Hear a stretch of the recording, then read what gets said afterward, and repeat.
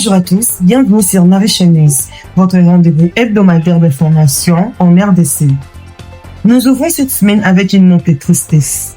Décès de l'enseignante Bonnette Elombe, figure respectée du corps éducatif congolais. Elle nous a quittés ce lundi 20 octobre 2025 à Kinshasa. Ses obsèques ont eu lieu à Lubumbashi. Enseignante passionnée, elle incarnait l'excellence et le dévouement à la jeunesse congolaise. Sur le plan institutionnel, le gouvernement a réaffirmé sa volonté de soutenir le PME local face à l'inflation et à la dépréciation du franc congolais.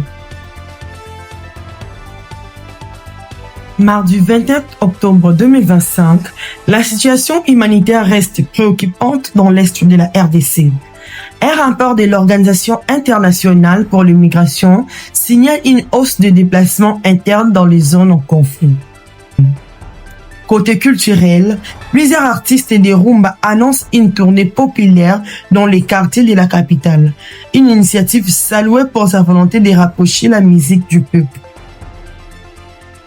Mercredi 22 octobre 2025, ouverture officielle du Forum économique et culturel Made in DRC Expo 2025, organisé à l'hôtel Pullman, Kinshasa, Grand Hôtel.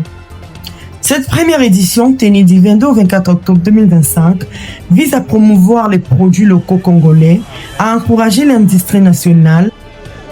Sur le plan politique, le candidature pour la succession de Vital Kamerhe à la présidence de l'Assemblée nationale commence à affluer au sein de la majorité présidentielle.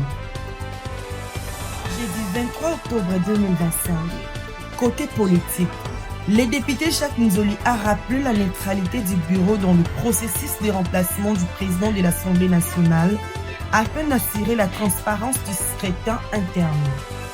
Vendredi 24 octobre 2025, l'Union sacrée confirme avoir reçu 12 candidatures officielles pour succéder à Vital Kamerhe à la tête de l'Assemblée nationale. Les tractations politiques se poursuivent dans le couloir du Palais du Peuple. Samedi 25 octobre 2025, week-end culturel à Kinshasa. Des concerts improvisés s'organisent dans plusieurs communes populaires. Preuve que la créativité congolaise reste vivante malgré les difficultés économiques. Sur Narisha News, focus sur la démocratisation de la culture. Sur une note d'unité, Narisha News conclut cette semaine par un message.